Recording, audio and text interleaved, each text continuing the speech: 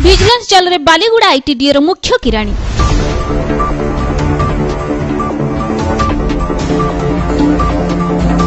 कंधमाल जिला बालीगुड़ा स्थित आईटीडीए रो मुख्य किराणी शशिभूषण पाणी बुधवार दिन फुलबाणी विजिलेंस हाथ में धरा पड़िछन्ती। प्रकाश जे अंचल जैनिक ठिकादार सिक्यूरीटी जमा टंका विभाग रे थिला। से टंका फेरस्त नेबा पई किराणी निकट को जाइथिले ठिकादार। बिल करी देबा पई पूर्वर 2000 टंका देइथिबा बेले आउ बळका 6000 टंका देले बिल हेबो बोली कहिथिले किराणी श्री पाणी।